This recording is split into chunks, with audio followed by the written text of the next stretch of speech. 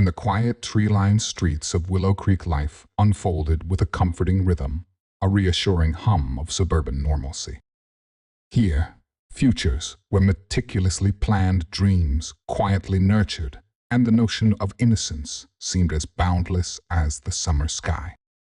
For the Jenkins family, their world orbited around Sarah, a spirited 16-year-old whose vibrant energy promised so much more than her tender years.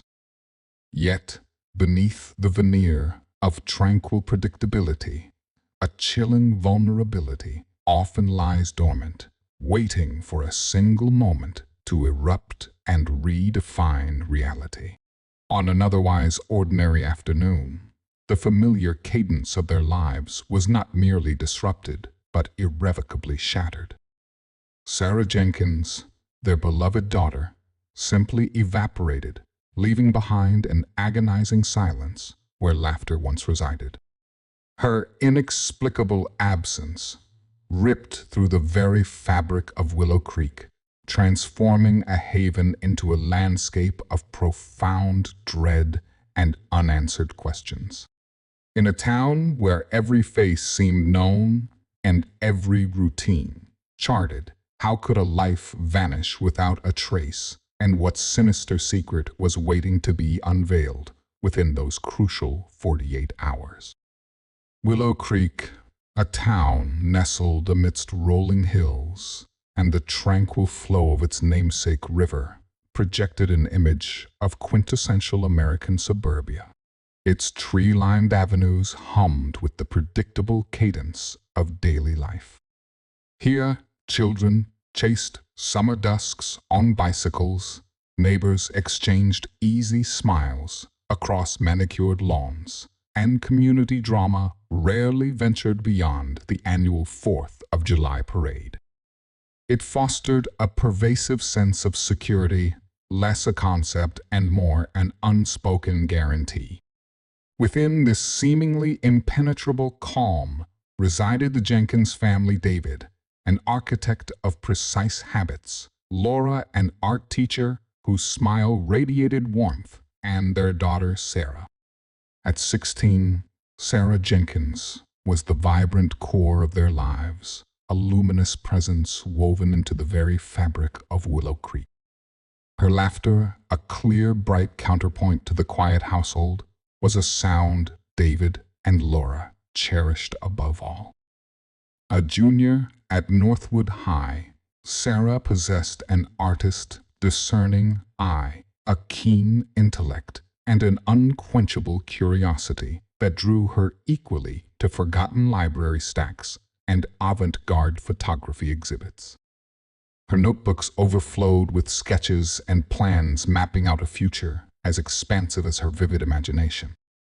Her daily routine was a comforting anchor school, a brief habitual stop at the daily grind for her preferred iced latte with extra caramel, then her part-time job shelving books at the Willow Creek Community Library, a sanctuary of hushed reverence. On the afternoon of October 14, the day unfolded with its familiar gentle rhythm. Sarah departed Northwood High, offering a casual wave to her friends, the crisp autumn air, a cool caress against her face.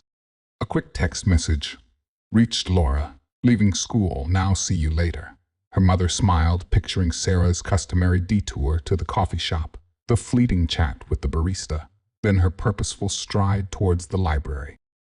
As the sun began its slow descent, painting the sky with hues of orange and violet, long shadows stretched across the meticulously kept lawns. Laura, in the kitchen, began preparing dinner, the inviting aroma of garlic and herbs infusing the air a domestic warmth awaiting Sarah's imminent return. 5 o'clock arrived, then drifted past. 6 o'clock followed. The text messages Laura dispatched remained in an unread abyss, her calls to Sarah's phone consistently rerouted to voicemail. A nascent prickle of unease, initially dismissed as the typical tardiness of a teenager, began to sharpen, hardening into a definite premonition. Sarah was a creature of habit, punctually responding, unfailingly communicative. This silence, this absence, was profoundly uncharacteristic. David returned home at 6:30, his usual relaxed posture replaced by a tightening in his jaw as he absorbed the escalating tension from Laura. He attempted Sarah's number. Ring after hollow ring, the automated voice of the voicemail sliced through the deepening quiet of their home. Each unanswered summons amplified a growing pressure in Laura's chest, a cold, tightening band that stole her breath. By 7 o'clock, the comforting glow of the streetlights outside seemed to shimmer with a cruel irony, mocking their spiraling dread. David moved restlessly through the living room, his gaze perpetually drawn to the front door, as if willing it to open to reveal Sarah's familiar silhouette. Laura clutched her phone, her thumb hovering over Sarah's contact, a silent, desperate prayer that one more attempt might somehow pierce the invisible, impenetrable wall that had inexplicably materialized around their daughter. The silence in the house, once a source of peace, had become a suffocating shroud, each passing minute imbued with an unutterable weight of foreboding. This was not merely a delay. This was an unfolding void, an unfathomable emptiness that had swallowed their child whole. The transition from a gnawing worry to an all-consuming terror hit with the force of a sudden impact. 8 o'clock. 9 o'clock. The library confirmed Sarah had never arrived for her shift. Her friends had not seen her since the school bell. No trace, no message, no explanation, only an echoing absence. David's voice, usually a steady anchor, splintered as he finally dialed the Willow Creek Police Department. Laura tears a hot river down her face, could only manage to mouth her daughter's name, her voice failing her entirely. The dispatcher's calm procedural questions seemed impossibly distant, alien against the raw, desperate panic that seized them. "My daughter, Sarah Jenkins. She's gone." David choked out the words in agonizing confession. That phone call, a desperate plea, launched into the void, marked the grim official commencement of the 48-hour window, a race against an unseen clock that had just begun its relentless count, pulling the Jenkins family into the harrowing precipice of profound uncertainty.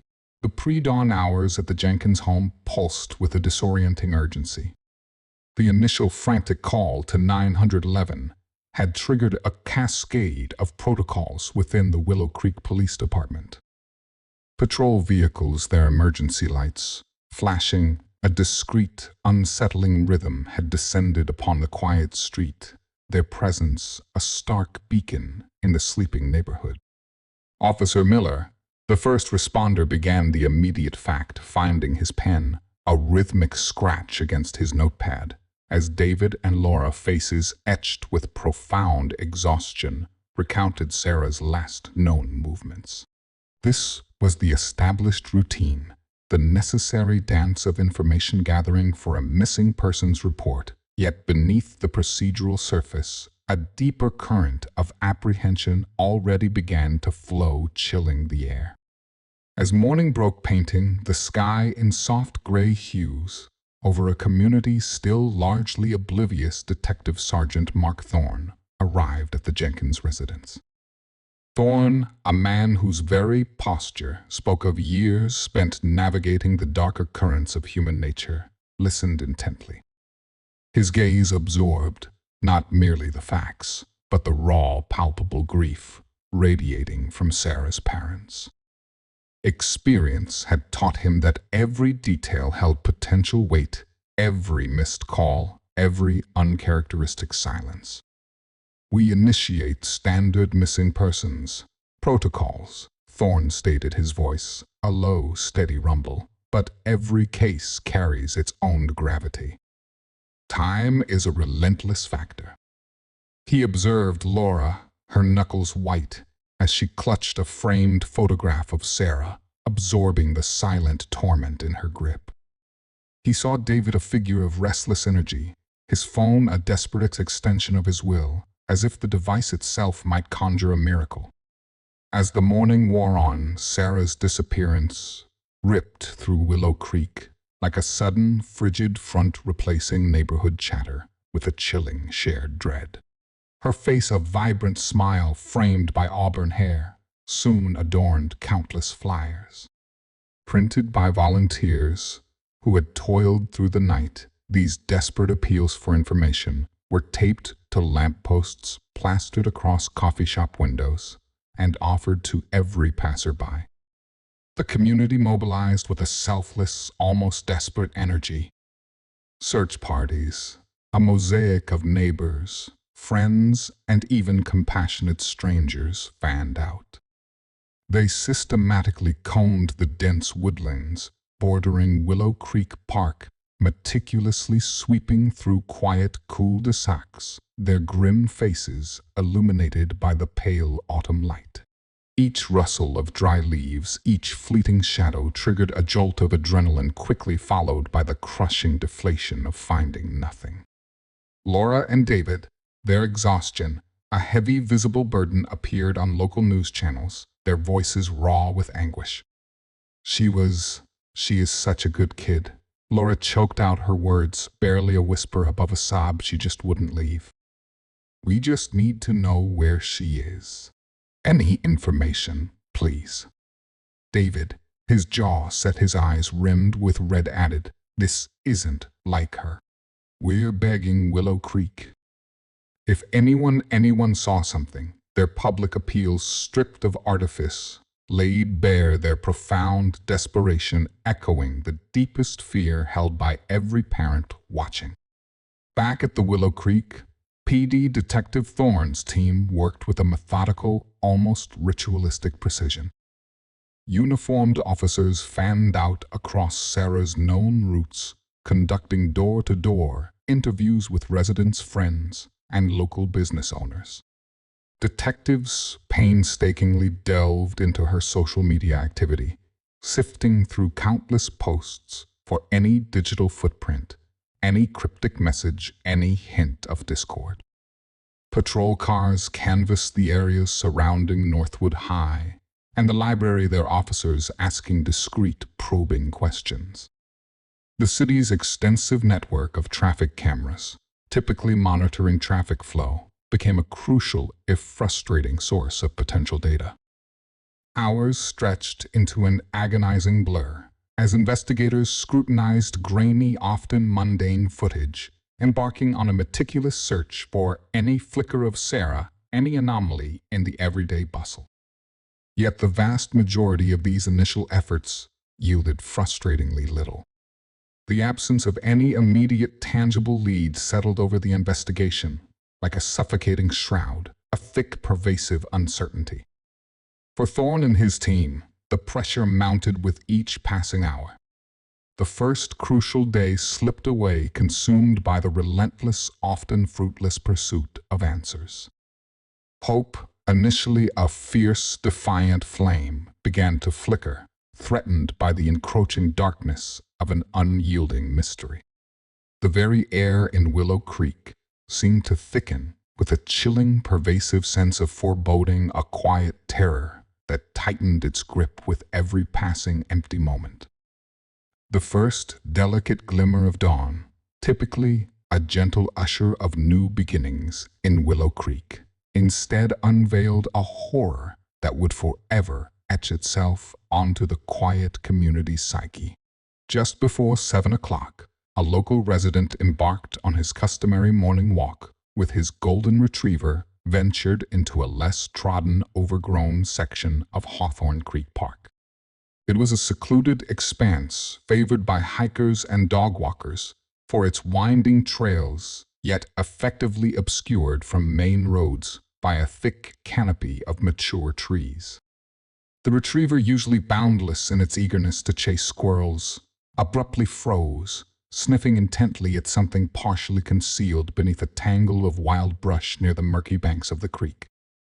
What the owner discovered there was not merely disturbing. It was a brutal, unthinkable desecration of the day's nascent peace. It was the lifeless body of Sarah Jenkins. The subsequent hours spiraled into a maelstrom of emergency response. The piercing, escalating wail of sirens, carving through the crisp morning air, utterly shattered Willow Creek's cherished illusion of tranquility. Patrol cars, then forensics vans, followed by unmarked sedans, converged on the park entrance, their flashing lights strobing through the dew-kissed foliage, painting the early morning mist in urgent blues and reds. The area was immediately secured, yellow crime scene tape forming a stark, defiant barrier against the encroaching civilian world. Detective Sergeant Mark Thorne, his face set in a grim mask, his movements economical and precise, arrived on the scene. He surveyed the unfolding tragedy, his gaze absorbing every detail from the disturbed earth to the somber, strained expressions of his uniformed officers. The subtle yet profound shift in his demeanor, from the diffuse concern of a missing persons case to the grim, methodical focus demanded by a homicide investigation, was unmistakable. This was no longer a desperate search for a vanished teenager. It was the chilling, tangible reality of a young life violently extinguished. The crime scene itself presented an unnerving stillness, a stark counterpoint to the frenetic urgency of the investigation swirling around it. Under the watchful eyes of the lead investigators, a team of forensic specialists moved with precise, almost reverent care. Each step they took was calculated, every inch of ground meticulously scrutinized. They spoke in hushed tones, their gloved hands delicately handling potential evidence, their breath misting faintly in the cool air. The inherent beauty of the park, the rustling leaves, the gentle murmur of the creek, now seemed tragically violated, transformed into a tableau of profound, irreparable loss. The critical search window, once a desperate plea for Sarah's safe return, had now slammed shut with agonizing finality, replaced by a grim determination to uncover the precise truth behind her final moments. The news reached the Jenkins household with the force of an unyielding current, delivered by Detective Thorne himself, his voice heavy with a burden no parent should ever be forced to confront. Laura and David, their existing exhaustion already profound, were met with an emotional impact that reverberated through the very core of their being. The fragile, desperate flicker of hope they had clung to through every unanswered call and every fruitless search was extinguished in an instant. Laura crumpled her knees, giving way a silent scream tearing at her throat, her body racked by a grief so immense it defied utterance. David, his face ashen, stood frozen, the words echoing hollow and impossible in the agonizing silence of their ears. Their world, once so whole, had been irrevocably cleaved. The chilling revelation of Sarah Jenkins' murder spread through Willow Creek with the swiftness of wildfire, replacing the community's shared apprehension with a pervasive, deeply personal terror. Whispers escalated into gasps, then into anguished cries as the details initially sparse began to surface. Parents instinctively drew their children closer, their gazes lingering with a newfound painful vigilance. The once bustling main street grew eerily quiet, the bedrock of security that had defined Willow Creek shattered into 1,000 jagged fragments. A predator unseen and unknown had violated their sanctuary. The town, stunned and reeling, was forced to confront an unimaginable darkness. The brutal murder of an innocent teenager solidified into a grim reality, marking a tragic new chapter in the unfolding narrative of Willow Creek. The relentless pursuit of justice, now fueled by collective grief, and a pervasive sense of violation had truly begun. With Sarah's body, discovered the natural serenity of Hawthorne Creek Park, dissolved, replaced by a meticulously managed landscape of investigation. The initial wave of flashing lights and urgent calls gave way to a precise, almost clinical quiet, the ground itself becoming a canvas for forensic scrutiny. This was no longer simply a crime scene. It was an intricate, devastating puzzle awaiting assembly by those who spoke its silent language. Into this somber, concentrated environment stepped Dr. Eleanor Vance, a forensic expert whose quiet authority stemmed from decades of unraveling the stories hidden in trace evidence. Her movements were deliberate, almost ritualistic, as her trained eye absorbed every detail: the subtle depression in the dew-kissed grass, the scattered autumn leaves, the faint yet unmistakable signs of a struggle. With an almost encyclopedic command of microscopic clues, Dr. Vance and her team initiated a systematic grid search. Their gloved hands moved with a meticulous care, born of long experience, collecting every twig, every pebble, every minute fragment that might hold a crucial piece of the truth. Soil samples were precisely gathered impressions, documented, and potential biological evidence carefully secured in sterile containers. The systematic scrutiny of the scene yielded its first significant revelation almost immediately. Clutched tightly within Sarah's stiffening hand, a stark visual anomaly against the muted greens and browns of the park floor lay a distinct, vibrant red fiber. Its hue was unnaturally bright, almost impossibly vivid, too striking to be anything but a direct consequence of a violent encounter. Dr. Vance, peering through her magnifying glass, noted its unusual texture, a synthetic blend often used in athletic apparel, precisely the kind of material that might comprise a hoodie. "This," she murmured, her voice calm, yet resonating with professional certainty, "is highly significant. In the exacting realm of forensic science, seemingly insignificant fragments can tell entire profound stories. Every fiber, every microscopic particle left behind on a crime scene possesses the potential to speak volumes about an encounter, to link an assailant directly to their victim with irrefutable certainty. These are the physical echoes of events, waiting to be deciphered, capable of weaving together a narrative of truth from inert objects." Detective Sergeant Mark Thorne, observing the forensic team's painstaking work from a respectful distance, felt a subtle, almost imperceptible shift in the immense pressure that had weighed on him. His professional detachment allowed him to mentally transcend the tragedy, focusing instead on the actionable intelligence now emerging. He watched Dr. Vance carefully bag the single red fiber, his mind already racing, connecting this tangible physical evidence to potential narratives. He approached her, his voice low and urgent. "Eleanor, I need that fast-tracked. Immediate analysis. Cross-reference it with any known fabric databases for unique characteristics." His brief, intense nod underscored the critical nature of his request. The vibrant red fiber, a silent accusation from the scene, had instantly transformed from an abstract detail into the investigation's most promising thread.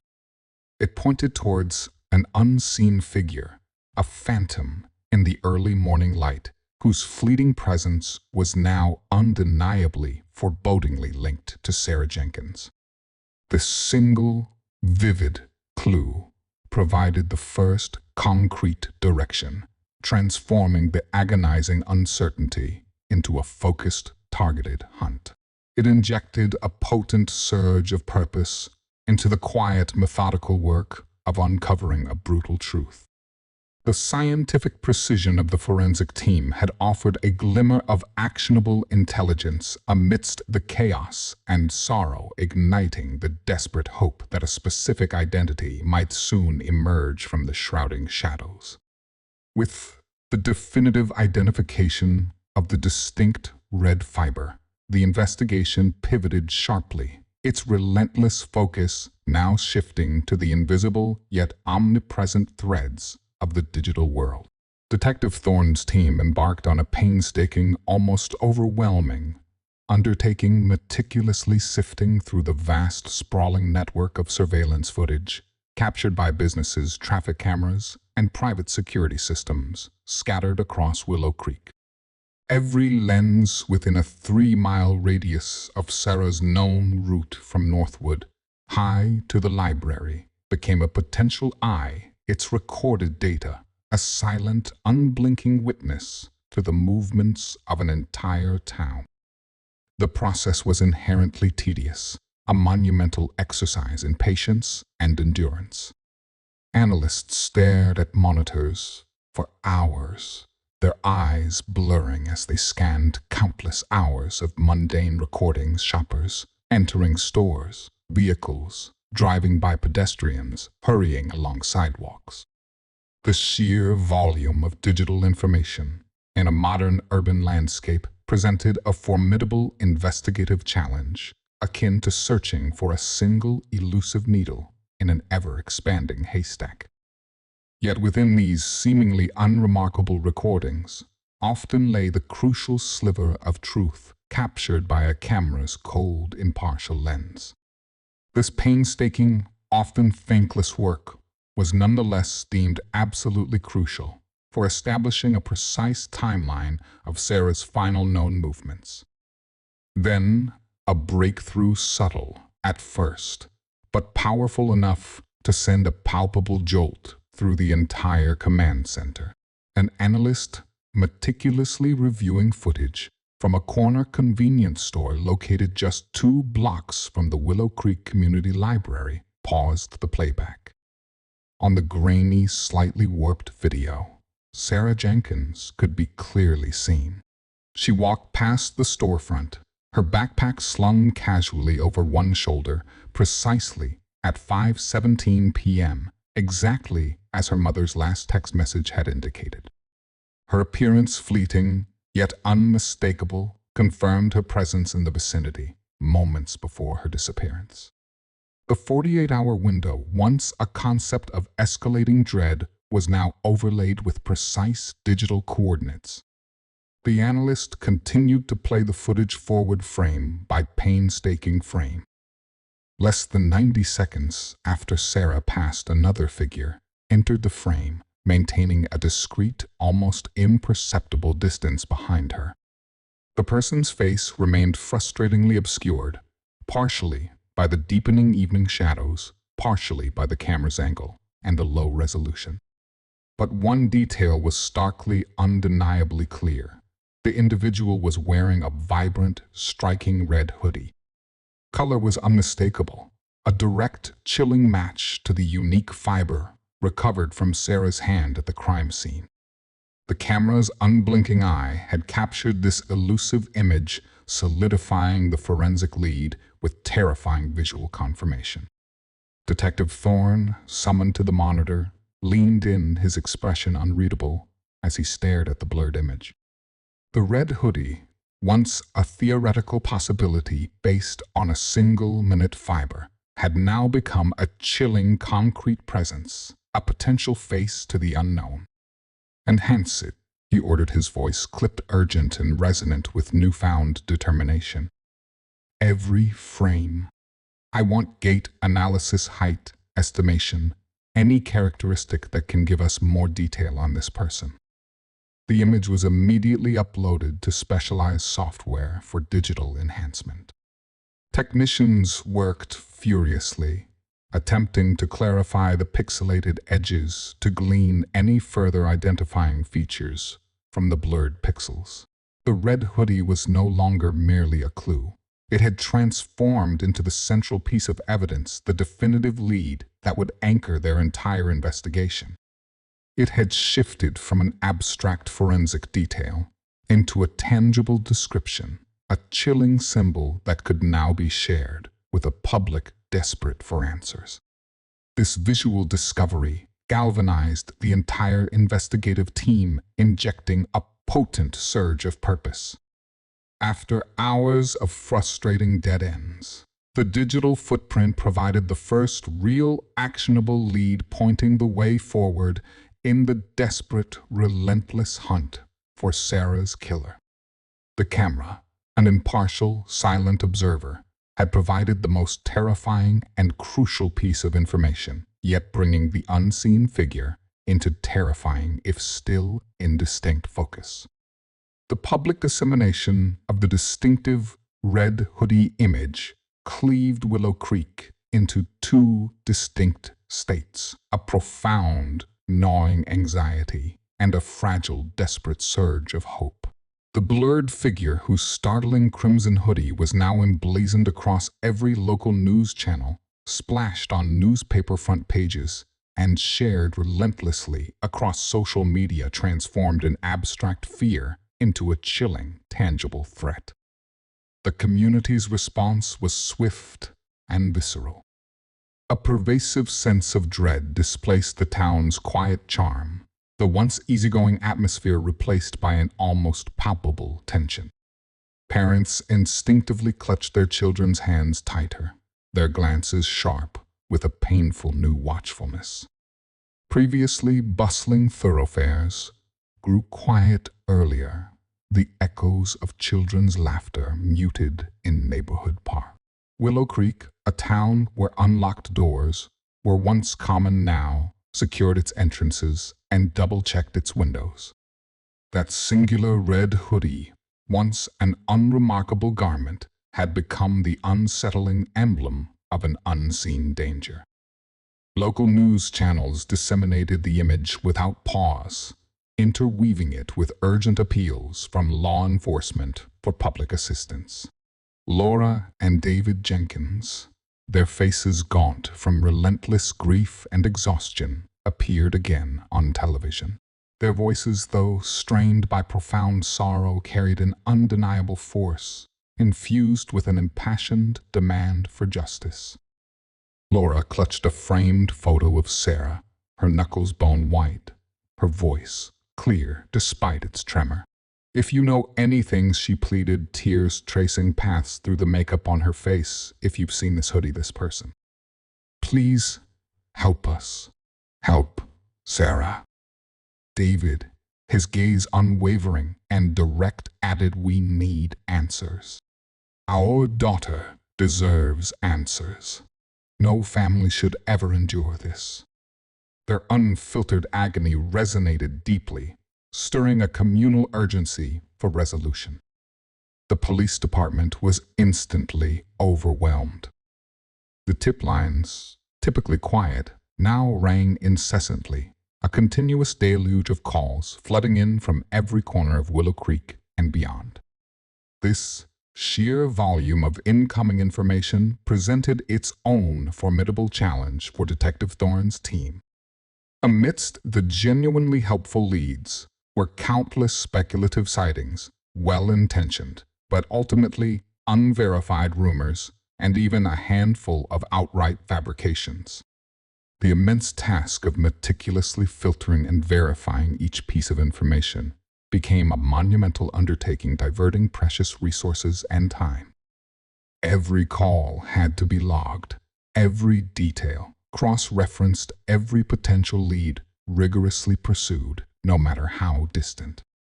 The complex dynamics of public involvement in a high-stakes investigation often present a double-edged sword. In moments of profound community fear, the public's fervent desire to assist can be an invaluable asset, yet also a substantial hurdle.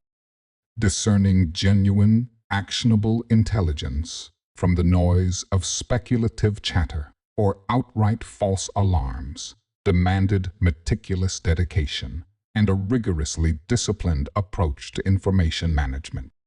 Every single call, every claimed sighting, regardless of its apparent insignificance, required careful assessment for its potential to finally break the case open. Fear, however, also galvanized Willow Creek into a collective resolve. Neighborhood watch groups, previously loose associations, organized impromptu coordinated patrols. Schools disseminated updated safety warnings, counseling parents on enhanced awareness. The red hoodie, initially a chilling visual, became a focal point for communal solidarity, a shared emblem of their fierce determination to reclaim their shattered sense of security. The pressure on law enforcement became immense, amplified by the public's palpable anxiety. The imperative to apprehend the individual behind that hoodie, to remove the threat from their streets, swelled into an urgent, overriding mission. The initial investigative window, once a strict time constraint, had now broadened into an intensified, all-encompassing manhunt, with the eyes of an entire city watching, waiting, and desperately hoping for a decisive breakthrough.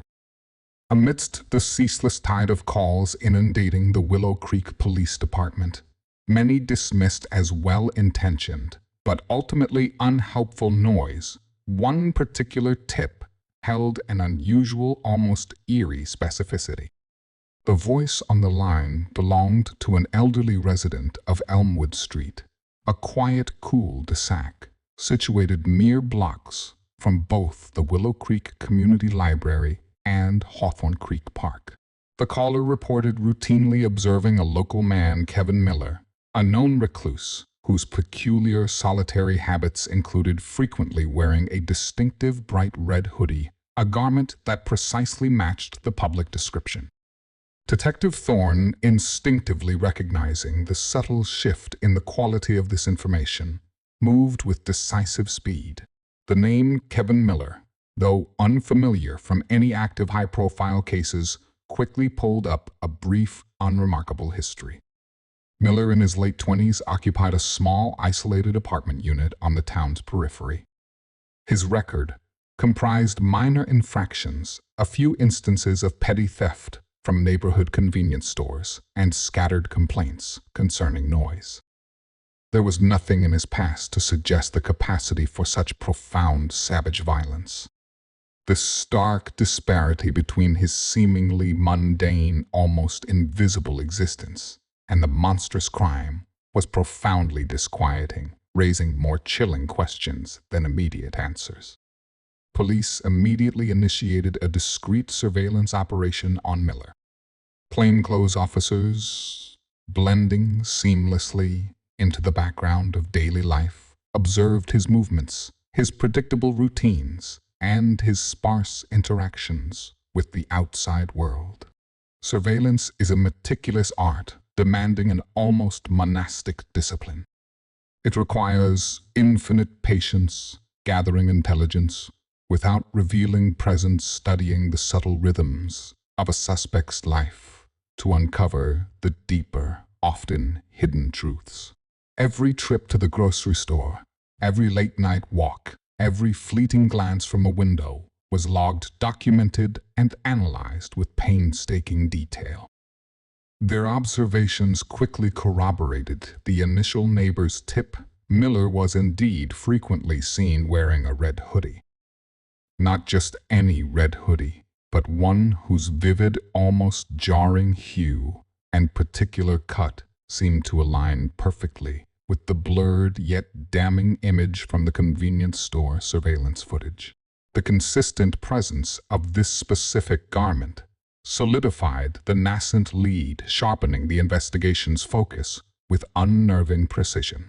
The critical investigative time frame, initially a desperate race against a shapeless unknown, now had a potential person of interest, however indistinct his face remained in the available footage.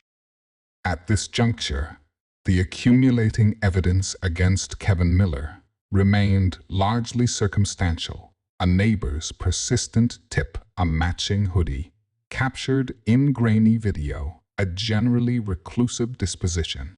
But the quiet convergence of these details, his proximity to the crime scene, his isolation, and most critically, the recurring appearance of the distinctive red hoodie, made him the undeniable primary person of interest. The air in the police station, previously heavy with the frustrating weight of an unseen killer, now crackled with a quiet, charged tension. The disparate pieces of the case were beginning to fit, drawing the investigation tantalizingly closer to a definitive breakthrough, a step closer to unmasking the individual who had brought such profound darkness to Willow Creek. The intricate knot of the mystery was beginning irrevocably to loosen. Kevin Miller entered the Willow Creek Police Department's interrogation room, his demeanor a puzzling confluence of practiced nonchalance and barely concealed evasiveness. The stark fluorescent lighting cast harsh, unforgiving shadows across the sterile, windowless confines. The low, consistent hum of the hidden camera, an impartial, unblinking eye, filled the otherwise silent space, amplifying the inherent tension. Detective Thorne, assuming his practiced, seasoned detective persona, initiated the interview with a calm, almost conversational tone. His voice was even, his body language open, an intentional effort to establish a fragile, fleeting report. Mr. Miller Thorne began leaning slightly forward in his chair. "We're investigating the disappearance and tragic death of Sarah Jenkins. We believe you might possess some information that could significantly assist our inquiry." Miller at first feigned profound ignorance, his eyes flicking away from Thorne's steady, piercing gaze. His voice remained flat, devoid of any discernible emotion, as he claimed complete unfamiliarity with Sarah or her fate. "I don't know anything about that," he stated, his hands clasped loosely in his lap. "I haven't even heard a single word about it." The unfolding interaction within the room quickly became a subtle, intricate dance of strategy, a classic cat and mouse game. Thorne, drawing upon his years of experience, expertly employed psychological tactics designed to gradually erode Miller's composure. He subtly introduced discrepancies, gleaned from the sparse early evidence, hinting at accumulating information without revealing his full hand. He pressed gently, his voice soft but insistent. "You reside quite close to Hawthorne Creek Park. Do you ever frequent that area for walks?" Miller shifted in his seat, a fleeting flicker of agitation, disturbing his carefully maintained composure. He began to offer vague, easily disproven alibis for the critical night of Sarah's disappearance. He claimed to have been home alone, watching television, only to then suddenly recall a quick late-night run to a distant convenience store miles across town. His narrative subtly warped, with each question constantly contradicting itself.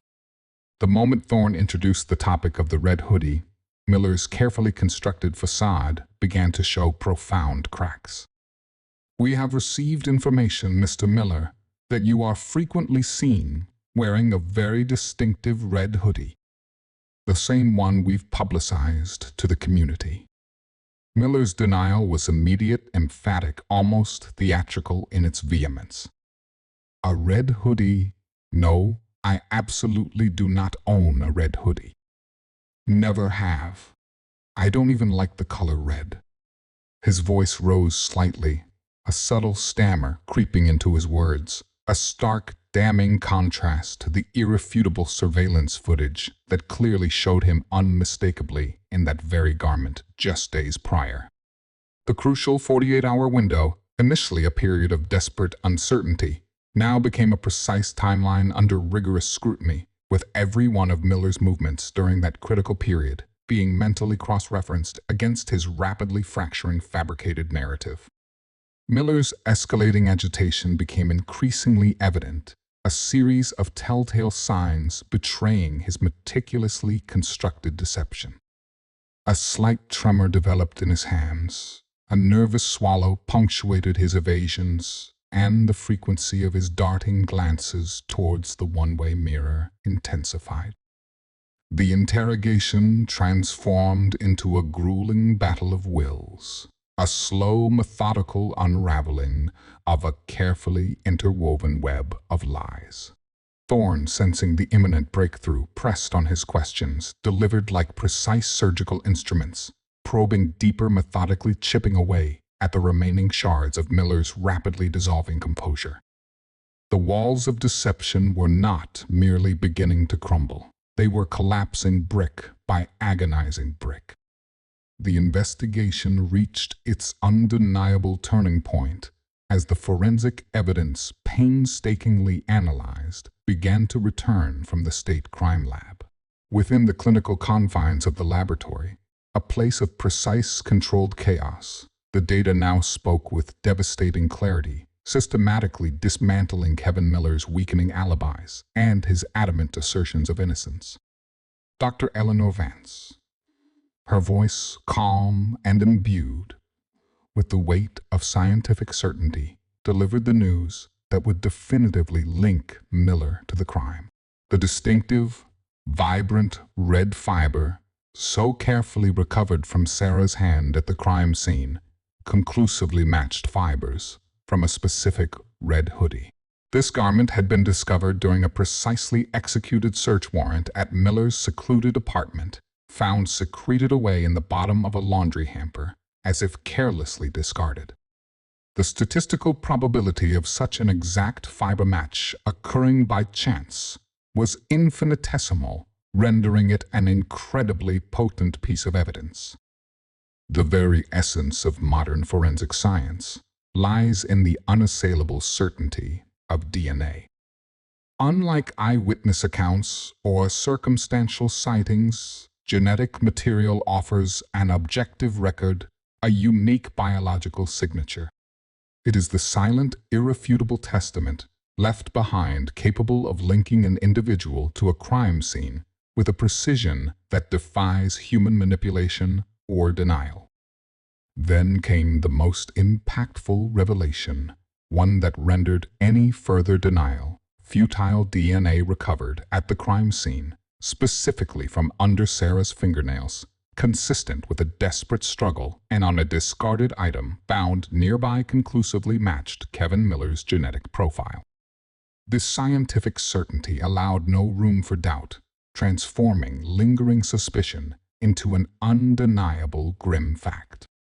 Miller's flimsy, contradictory alibis, offered earlier in his interrogation, crumbled completely beneath the crushing weight of this scientific truth. His claims of being home or his sudden, improbable errands across town were exposed as elaborate fictions, desperate narratives constructed in a futile attempt to deflect the mounting suspicion. Further surveillance footage, meticulously re-examined, spanning the days leading up to the murder, showed Miller undeniably and consistently wearing the same vibrant red hoodie. The critical period of Sarah's disappearance was no longer merely a 48-hour window of mystery. It was now a precisely reconstructed timeline of Miller's movements, proving his irrefutable presence near Hawthorne Creek Park at the precise time of the crime. The atmosphere in the police station crackled with a quiet, grim satisfaction. The evidence, relentless and overwhelming, systematically dismantled Miller's every claim of innocence, leaving him cornered by the inescapable truth. The detectives, their initial determination now solidified into an unwavering resolve, prepared for the final, definitive confrontation. They were armed not just with suspicion, but with a formidable array of incontrovertible facts. The case, once shrouded in agonizing mystery, now pointed unequivocally to one perpetrator. The layers of deception so carefully woven by a killer were collapsing, leaving him exposed. Faced with the overwhelming, irrefutable weight of the amassed evidence, Kevin Miller's meticulously constructed facade of composure finally shattered. The sterile confines of the interrogation room, the very space where his intricate web of lies had painstakingly unraveled, now became the inescapable crucible of his undoing. The air within seemed to thicken, pressing down with an almost unbearable density. Detective Thorne, his voice a low, unyielding current, laid bare the damning case with methodical, relentless precision. He presented the conclusive DNA results, the undeniable fiber matches from the recovered red hoodie, and the stark, irrefutable surveillance footage that unmistakably placed Miller at the crime scene following Sarah Jenkins just moments before her disappearance. The red hoodie, once merely a fragment of a clue, had transformed into the silent, devastating accuser, its image projected onto the screen, an unblinking witness to his profound deception. Miller's initial theatrical defiance rapidly dissolved.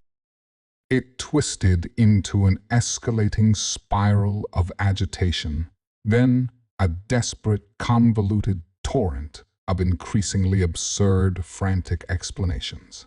His voice, previously flat and controlled, became strained, cracking audibly under the immense strain. His eyes darted wildly, seeking any avenue of escape from the unyielding facts. His hands no longer clasped, now fidgeted ceaselessly, betraying the violent turmoil raging within. The psychological pressure mounted in the confined space, a palpable force that seemed to physically constrict the room around him. His carefully constructed world was collapsing brick by agonizing brick. Finally, after hours of relentless, yet carefully calibrated questioning, something profoundly broke within Kevin Miller. It was not an immediate comprehensive confession, in the legal sense, but a series of significant fragmented admissions that corroborated every piece of evidence the detectives possessed. He did not explicitly confess to the murder, but he admitted to being at Hawthorne Creek Park. He acknowledged seeing Sarah. He even conceded to a brief, fleeting interaction, directly contradicting every one of his previous emphatic denials. The details spilled out disjointed yet undeniably true, confirming the damning timeline Thorne had painstakingly constructed. Thorne, his voice calm amidst the torrent, strategically guided these admissions, ensuring they were clearly articulated and officially recorded. He pressed just enough, his questions precise, to secure crucial details without pushing Miller into complete silence. This partial confession, though incomplete, proved to be more than sufficient. It solidified the charges, transforming previously circumstantial links into an unbreakable chain of culpability. The critical 48-hour window of Sarah's disappearance had now expanded to encompass not only the timeline of her final moments, but also the precise, agonizing unraveling of her killer, confirming the investigative team's meticulous precision and relentless pursuit of the truth. The long, arduous hunt for Sarah Jenkins' killer had reached its climactic, undeniable conclusion. The narrative shifted abruptly from the raw intensity of the interrogation room to the hushed, imposing environment of the courtroom, where abstract evidence would finally assume tangible, life-altering weight. The trial of Kevin Miller commenced observed by a somber gallery, each face a testament to Willow Creek's collective grief and its unwavering hunger for justice. The prosecution, led by a DA, Emily Carter, a sharp and focused attorney renowned for her methodical approach, presented a meticulously constructed case. Her voice, clear and precise, detailed the grim timeline of Sarah's disappearance, the horrific discovery of her body, and the overwhelming forensic and digital evidence.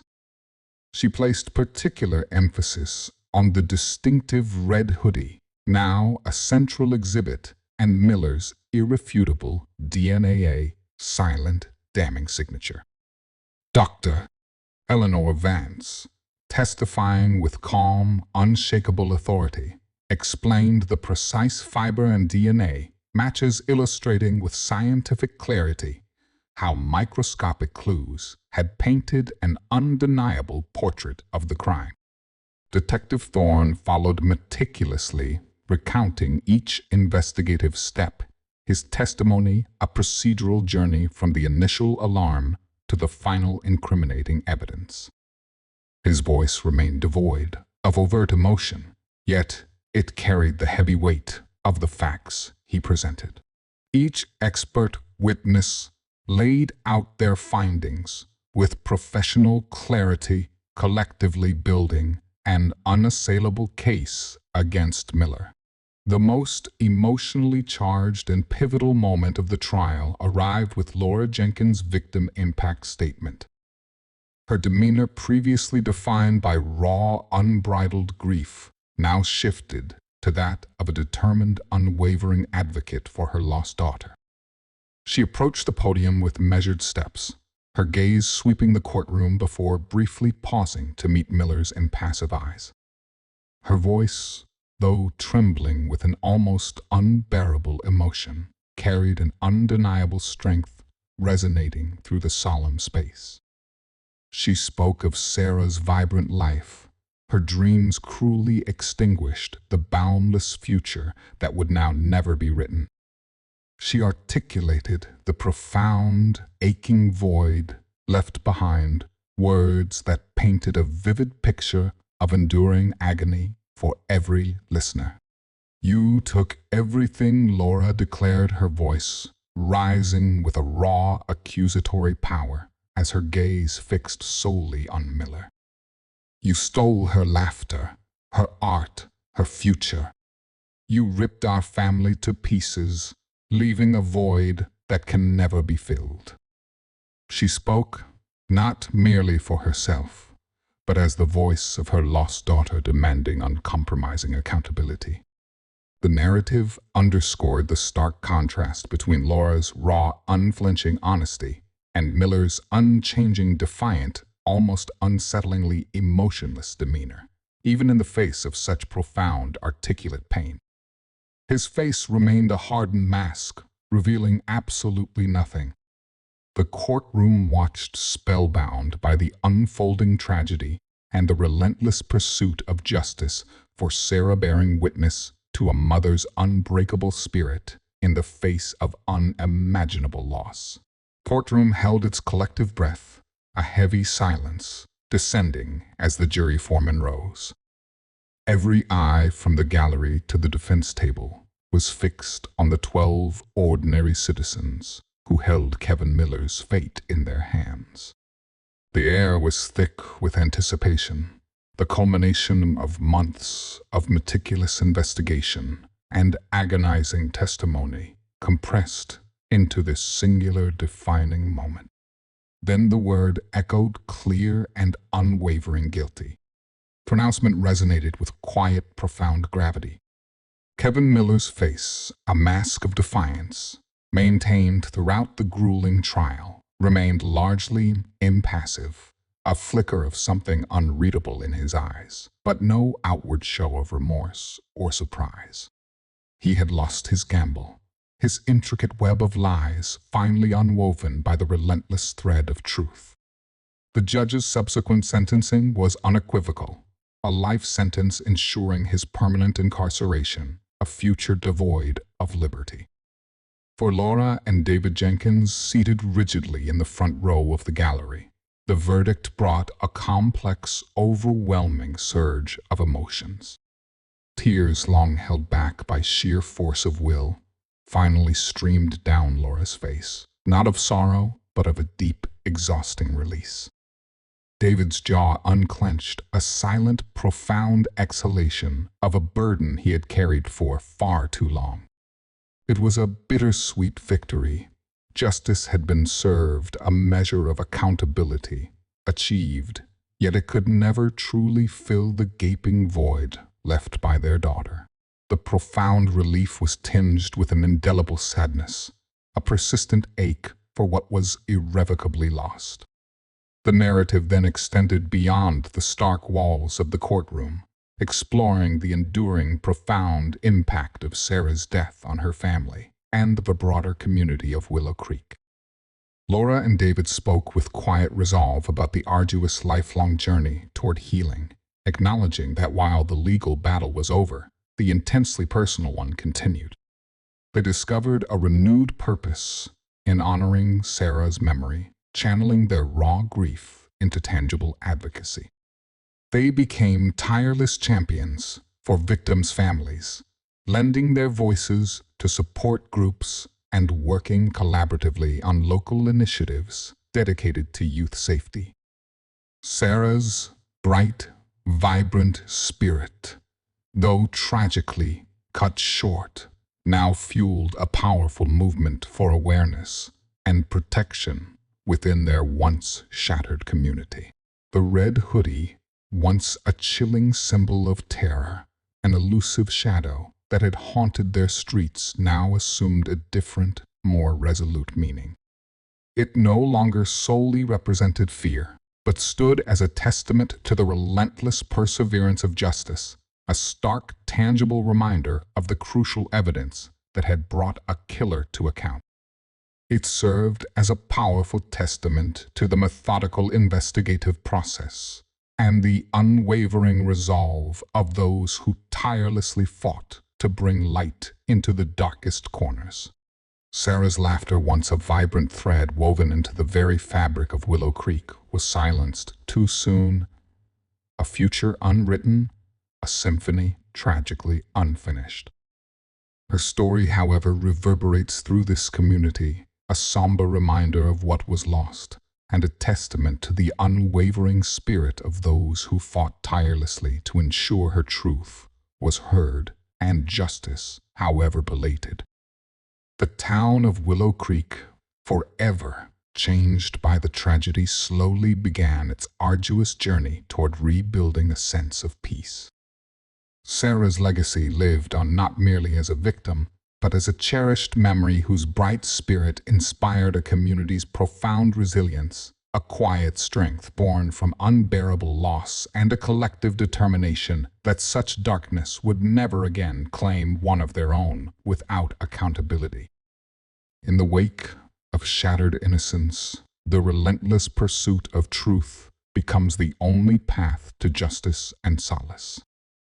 If the relentless pursuit of justice and the unmasking of shadows resonate with you, subscribe to Shadow Files for more stories where the truth eventually emerges. Don't forget to subscribe to Shadow Files and hit the notification bell